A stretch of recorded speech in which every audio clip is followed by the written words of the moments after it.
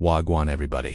I'm Patrick and welcome to the Big Up Jamaica channel. Here we talk about all things Jamaica. We'll discuss everything from headline news, entertainment, history, music, sports, culture and more. So make sure you subscribe so you can keep up with all things Jamaica. Today's video will be about Bob Marley and the racist white supremacist who made millions because of him. We all know Bob Marley is a man of peace, love and unity. But what if I told you that one of Bob's biggest hits was famously covered by one of the most racist, despicable artists in the history of rock and roll? On August 5, 1976, at the Birmingham Odeon in England, Eric Clapton went into a drunken racist rant on stage that would forever tarnish his legacy and expose him as the deeply racist white supremacist that he is. Clapton, who had built his fortune and fame on the Black American blues tradition, launched into a racist tirade that shocked the audience. He demanded to know if there were any foreigners in the house, telling them they were not welcome.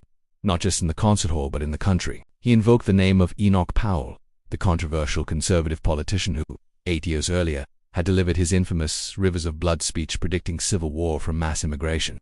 Clapton yelled, "I think we should vote for Enoch Powell. Enoch's our man. I think Enoch's right. I think we should send them all back." He continued his rant by saying, "Stop Britain from becoming a black colony. Get the foreigners out. Keep Britain white." Then came a line that specifically targeted a community that had given so much to the very music he played. He said, "The blacks, coons, Arabs and fucking Jamaicans don't belong here. We don't want them here." Here was a man who had his biggest hit with a cover of Bob Marley's I Shot the Sheriff, a song by a black Jamaican reggae artist, using his platform to spew hatred against the very communities that created the music that made him millions. But if Clapton thought his words would go unnoticed or unchallenged, he was profoundly mistaken. In the audience that night, and in the offices of London's music papers, a fuse was lit. A few weeks later, in the letters page of Britain, NME, New Musical Express, a response appeared. It was written by Red Saunders, a rock photographer, and Roger Hoodle, along with other activists. They addressed Clapton directly. "Come on, Eric, own up." They wrote, "Half your music is black. You're rock music's biggest columnist." At the bottom of that letter was a call to action, a request for people to help form a movement called Rock Against Racism. The response was overwhelming.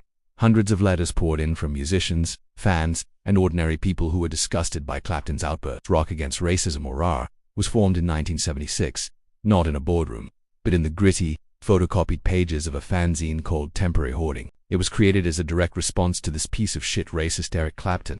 It is a sad irony that his biggest hit has come from a man who is the direct opposite of him, a man who spent his short life here on earth spreading the message of one love. Let's get together and feel alright.